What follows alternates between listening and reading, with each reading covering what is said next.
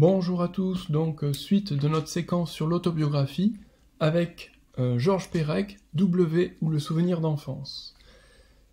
Donc cette autobiographie est un petit peu spéciale dans la mesure où Georges Perec, écrivain du XXe siècle, fait partie de ce que l'on appelle l'Oulipo, ouvroir de littérature potentielle. Alors l'ouvroir de littérature potentielle, c'est une sorte de club littéraire, en quelque sorte, où les participants vont essayer de libérer les potentialités du langage. Comment ? Eh bien, par le jeu, grâce au jeu. Ils vont inventer un certain nombre de jeux littéraires pour découvrir, en fait, certaines possibilités du langage, et donc certaines possibilités d'écriture des textes. Alors, je vous donne un exemple, le lipogramme. Alors, le lipogramme est un jeu qui consiste à écrire un texte en s'interdisant d'employer une lettre donnée. Et par exemple, Perec va écrire un roman qui s'appelle La disparition. Et dans ce roman, on constate au fur et à mesure que le E, donc qui est la voyelle la plus utilisée dans la langue française, le E n'existe pas dans le texte. Donc la disparition ici, c'est la disparition d'une voyelle, et c'est en même temps un véritable roman. Donc voilà, Perec, c'est un auteur qui joue avec la langue, c'est un auteur qui cherche en permanence l'originalité. Alors dans cette autobiographie, qu'est-ce qu'il y a d'original ? Alors d'abord, c'est une autobiographie, on va dire, hybride. Hybride dans la mesure où elle se constitue à la fois d'une fiction et d'un récit autobiographique. Explication. Si vous regardez le roman,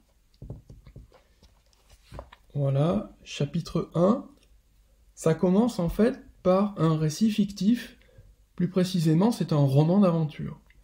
Et si vous allez au chapitre 2, vous avez en fait un récit autobiographique.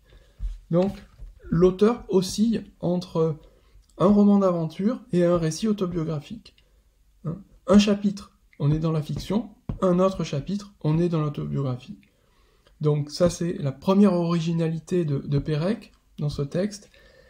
La deuxième originalité, c'est que quand il évoque ses souvenirs, il rajoute toujours à la fin des notes en bas de page, en fait, dans lesquelles il va déconstruire ses souvenirs. Je vous montre un exemple ici, chapitre 6. Je suis né le samedi 7 mars 1936, vers 9h du soir, dans une maternité, 6-19 rue de l'Atlas, à Paris, 19e arrondissement.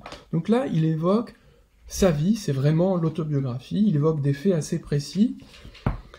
Et puis, à la fin de ce chapitre, il y a des notes. Ce sont ce qu'on appelle des notes en bas de page.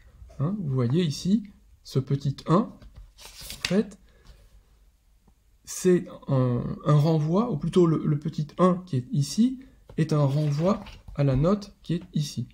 Et en fait, vous avez un appareil de notes, ce qu'on appelle un appareil critique, dans lesquels il va déconstruire le souvenir. Déconstruire, c'est-à-dire en fait remettre en question parfois la véracité du souvenir, il va apporter certains détails, certaines précisions, il va proposer parfois même une autre interprétation. Donc voilà une autre originalité de W ou le souvenir de l'enfance.